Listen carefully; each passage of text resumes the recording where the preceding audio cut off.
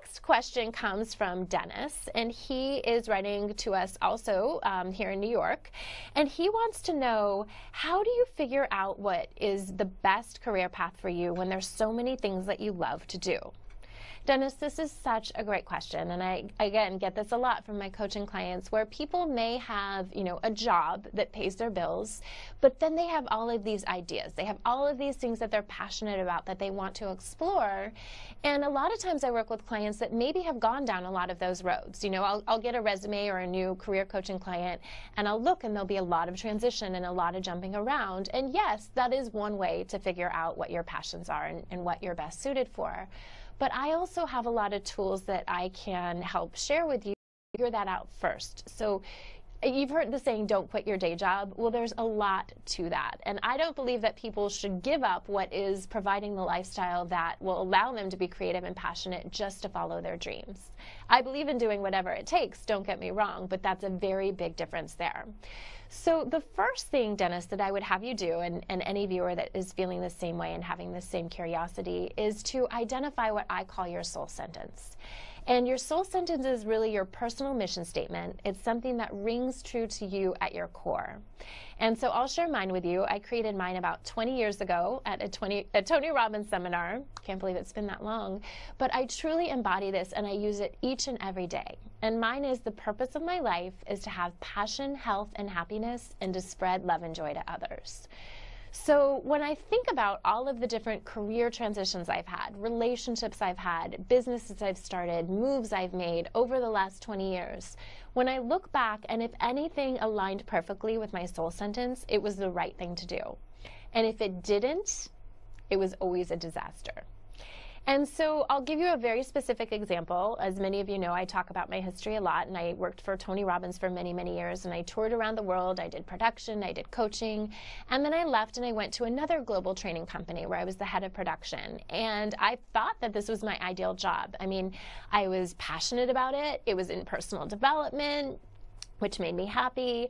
I was spreading love and joy to others because we were training and certifying people to make their lives better. We taught them NLP and hypnotherapy and presentation skills. However, I was pretty miserable. My relationships sucked. I was exhausted all the time. I got quite sick, and I couldn't figure out why. And so one day, in complete exhaustion, I was just analyzing the job against my soul sentence, and it hit me. I said, this just isn't healthy. So one word was in violation, because I was working sometimes 20 hours a day, up to 30 days in a row without any days off.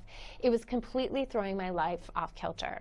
So thankfully that happened, and I remembered my soul sentence and how important that was, because then I made a different choice, and that's actually when I went out on my own and started coaching and consulting, and now have this show, and I'm able to talk to people like you and help people like you. So I really encourage you first, Dennis, to start with a soul sentence. Create your personal mission statement. I love, one of Starbucks, when you're here, you're family. So you know what you're going to get. If you walk into a Starbucks in Turkey or in Penn Station, New York, or anywhere in between, you know you're going to get 3 choices of sizes. You're going to get brown and green. Someone's going to call you by name when you order your drink. And so you want to have something for you that's representative of that. So whatever choice you make going forward, it will embody your soul sentence. The next thing that I encourage you to do is design a list of your passions. Just get a piece of binder paper is fine, or a notepad, and just start writing down all of the things that you think you might be interested in. And I always encourage people to come from the frame of, if you had a magic wand. So don't worry about it. You might think, oh, I would love to be a CNN correspondent. Oh, but I can't because I can't travel. Don't let any of the I can'ts or the I don'ts get in your way. Just think from the point of a magic wand and just start writing freeform all of the things that you might be interested in. Maybe you want to take a yoga class or a meditation class. Maybe you do want to be a photojournalist. Maybe you want to be a philanthropist. We've had many people on this show that have followed their passion, not necessarily out of just, hey, I'm going to follow my passion, but they fell into it in their lives. A couple of episodes ago, you met Lisa Ruoff, who went to Haiti and volunteered after the earthquake.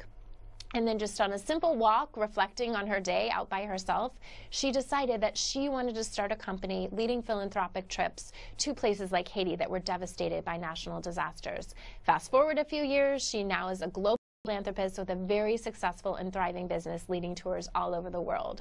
So again, here's someone that I personally worked with and coached. I had her design her soul sentence, and then she found that right match of matching her passions to what she wanted to do, and she was able to monetize it.